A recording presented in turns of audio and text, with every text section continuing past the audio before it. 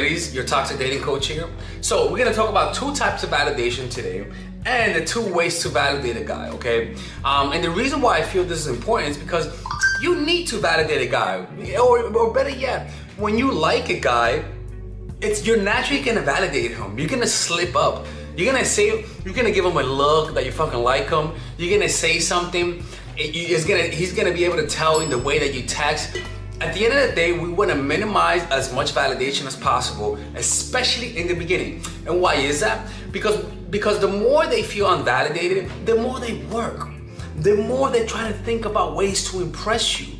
You get what I'm trying to say? It keeps them in a sexually competitive state. And so we're going to talk about how to do that. The first one is this, ladies and gentlemen. There are two types of validation. The first type of validation is passive validation. What's passive validation?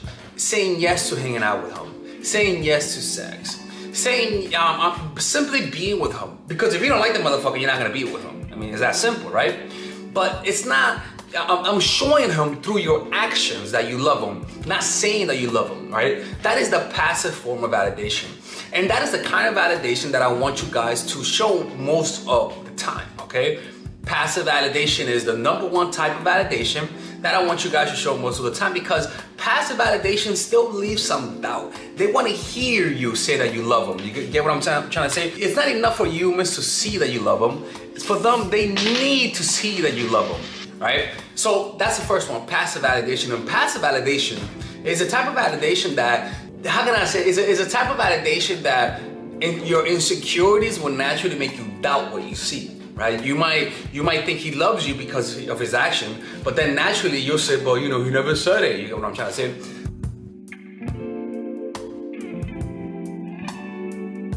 The second kind of validation is active validation. That comes with words, that comes with compliments, that comes with gifts and etc. Right? This is the kind of validation that you hear, the kind of validation that you see with your own eyes, and that there is nothing. This means nothing but that. It is clear as fucking day.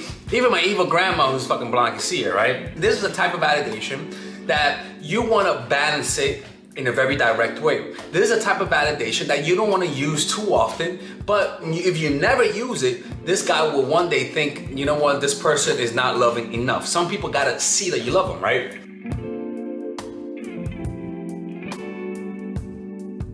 So with that being said, let's talk about how to validate him, okay? Because it's important to understand the two types of validation. The first thing is that before you validate a guy, always, like I always say, it should be cold, warm, cold, right? That's how it should be. Before the cold, there has to be warm. After the warm, there has to be cold, right? 01010101. It should always be like that, okay? So it should be that, let's just say you're gonna give him a gift. And again, I'm repeating some things because, again, some of you guys are hard-headed, all right? I'm just gonna be real. Some of you guys are hard-headed, and no matter how many times I repeat things, you gotta hear a couple times for it to get through some of your hard skulls, because that's the truth, okay? I'm sorry if I sound mean, but that is the truth. Before you validate a guy in a very direct way, I'm talking about only direct way.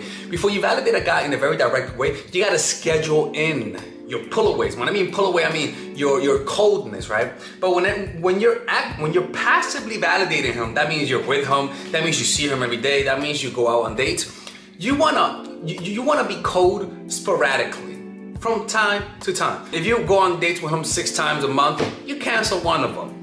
You randomly cancel it. You see what I'm saying? It's the passive form of validation. Requires like random little acts of coldness that doesn't really have a rhythm to it. You get what I'm trying to say? Even in the texting, right? You keep the same pattern that I always talk about. I'm not gonna repeat it because I always talk about it. Now, when it's active validation, you gotta schedule them in and be more pragmatic and straight and more coordinated in a way, right? So if you're gonna give him a gift, whatever the fuck the gift is, it's his birthday, you act a little cold a few days prior. You make him think maybe you're losing interest, right? Why? Because you're gonna give him a spike of validation. Active validation is more chill, it's more level-headed. A spike of validation requires you to act a little disinterested, so that he sort of like says, okay, what's going on? Am I losing her? What the fuck? Is Tyrone training her? Oh my God, what's going on, right? And then you validate the motherfucker, right? You give him a nice little spike in validation. that causes him to say, okay, what the fuck's going on? I gotta do something. I gotta make her interested in me. And that's why it's important for before you validate him, right? That means before you give him a gift, right? Before I say I love you, before anything that you think is a high sign of interest, you always want to act disinterested before, right? Now let's just say you slip up, right? Let's say you slip up and you say I love you. Let's say you slip up and you validate him, right? Let's say that he's acting cold and you reacted to him in a very needy way, right? How do you fix that? Remember, when there's warmth, the next thing has to be coldness. There's summer and then there's winter, right? You see what I'm saying? So after you validated him on purpose or by mistake, follow it up with a little coldness. Now, if it was on purpose that you validated him, so you were cold earlier and then you validated him, don't go cold, don't go super cold, just go a little bit cold, right? You acted disinterested right here, you validated him, and now you're here. Like you do just a little bit, you cool it down just a little bit, right? So let's just say that you gave him a gift. Oh my God, that's so cool. You got me a basketball, blah, blah, blah, blah, right? That's an example, right? And then you disappear for like a few days, you say, and you always make the excuse of work or school, right? The thing is this, is that you might say, well, but he knows why you're busy. It doesn't make him wonder. It's not that. It's the fact that you're not there. It's the fact that he should be missing you. It's the fact that he wants to see you, right? That's the kind of validation, like that. It's a little subtle, right? But let's just say you accidentally say I love you, and you were the first one.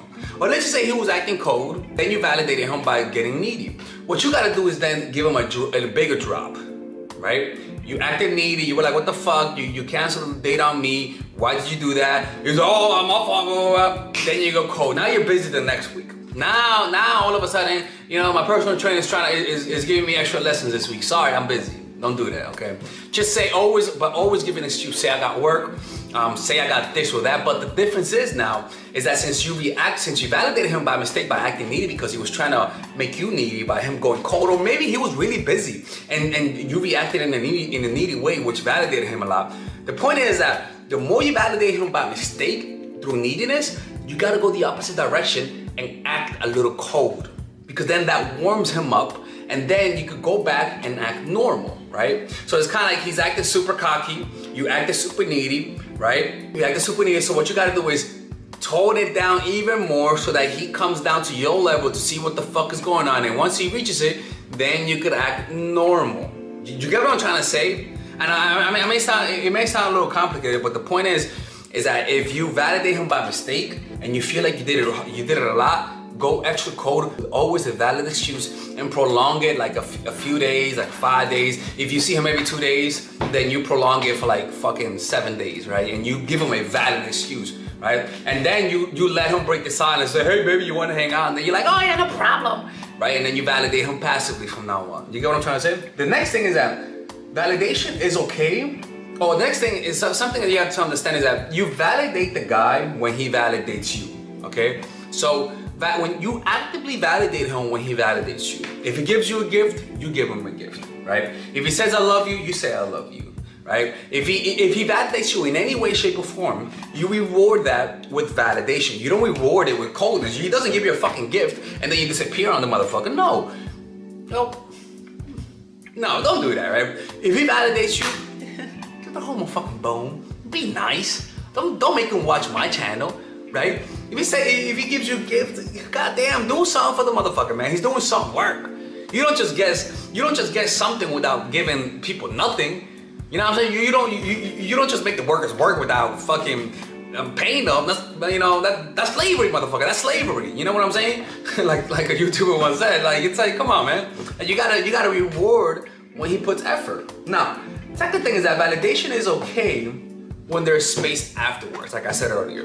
It's okay to validate a guy as long as there's space afterwards. As long as there's a little coldness after the validation. Because what you want him is never to feel completely that he has you. Because then naturally some people get cocky, right? Now, if you want to say, but then that means he doesn't love me if that's what happens. Possibly, right? Because the more they love you, the more they'll treat you the same even if you validate them. Now, everybody has a limit. If they disrespect you and you validate them now, that's when somebody who genuinely loves you will start treating you like shit. You get what I'm trying to say? But if he naturally is somebody that will not love you, if you guys don't have like a legit natural chemistry, like if you guys are not biologically like wired to have chemistry with each other, and you validate him, he's gonna go cold, right? But if you guys have natural chemistry and you guys just feel and he likes you for you and you guys have great chemistry and you validate a guy, what you'll notice is that he'll go just a little cold because it's just natural, right? But the difference in how cold they get when you validate them is all based on how much they like you. So if you got to keep doing this, right? If you notice that he gets really cold when you validate him by mistake, and validation is anything. It could be you send him a picture or whatever. It's a problem. It's a sign that there's no natural chemistry between both of you guys, and it's better off to find somebody else. Right? Because this could get a little tiring, and I understand. So remember, there's passive validation, which you guys should always do, and always be randomly sprinkle in moments of pulling away, moments of coldness. And then there's active validation, where you actively validate him by mistake or on purpose. But when you do that, you should always have a moment. The next thing you should do after that is go a little cold to balance it out. Oh, go a little cold for a few days so that he can think if something's going on wrong, and always give him a valid excuse. Work, kids, granny, whatever the fuck it is, so that he doesn't feel like playing games, and so that he doesn't retaliate. And when he asks you to hang out after you were cold because you actively validated him, validate him after that, so that he doesn't feel the need to make you chase, because people have pride, right? So if this guy felt like you were being cold with him, like too cold with him, he's gonna say, yo, this bitch is playing games with me, man. And then he's gonna start playing those games and watching my channel. And you don't want that, do you? No, you don't, ladies and gentlemen. You do not want your guy watching Father Alex's channel, okay? All right, okay. All right, this is Alex, your toxic dating coach. All right, ladies and gentlemen, if you guys ever want to learn how to use your feminine energy to influence people, learn how to use your masculine energy to become more assertive, and also learn how to blend both energies to improve your dating life, your spiritual life, honestly, your relationship life, your family life, your career life, this is the course for you. If I had to make a course for my nieces, I have two nieces, one is 19 and one is 15. 16. Holy shit. Oh my God, he's a bad fucking uncle. He's a bad uncle. Get him. Shut up, Melissa. You should get this course, right? And this is the course that I will make for them. So, for example, watch the curriculum, right? In the first week, we're going to be showing you how to establish a strong masculine foundation without letting it hurt your feminine energy. This masculine foundation is a source of who you are, right? It's your bodyguard. Without this, whatever feminine energy you create will be destroyed by the outside, because your masculine is your shield. So we'll talk about goal setting. We'll talk about how to develop a serious attitude. We're going to be talking about how to use more logic, how to use more goal-oriented behavior. It's more how to be a man. Now the next one is how to embrace the feminine energy, right? This one will teach you about how to minimize excessive masculine traits, developing self-awareness, healing abundant feminine energy, regulating your emotion, mastering voice qualities and facial expressions, surrendering control, and allowing pain to be felt. This is honestly, this will supercharge, like Kaioken, your masculine energy. After that, we have femininity in the workplace, and how to be feminine in the workplace without letting people take advantage of you, and the nuances of how women of power should behave versus women who are subordinates in the workplace, and even the dress code. This is based on psychology, people. It's kind of insane. I'm actually excited about this one. The next week, we talk about navigating the labyrinth of male and female friendship, and this a lot of women find confusing, so we talk about that. And how to identify envious friends, how to identify the good friends, how to keep male friends, and how to keep female friends. Week 5, we talk about how to release the burden of the past and stop and destroy mental projections. This is actually really powerful. And then week 6, we talk about how to increase your observational power so that you can read people better. And we have a bunch of bonuses. The course starts at $99, and you guys can pre-order the course today at $69 before it goes out. If you're watching this, most likely I'm in the meditation retreat, so most likely I will be praying for all of you guys. And just click on the description down below of the video, right there, you'll see it, and you can pre-order that course. It's gonna be out by the end of next month or the beginning of February of March. One of the two people, because I have a 10-day retreat to do, and I want to finish the course after the retreat, because I think that the ideas are gonna be so much better. All right, man. I'll see you guys later. Pre-order, man. Oh, I'm closing the channel.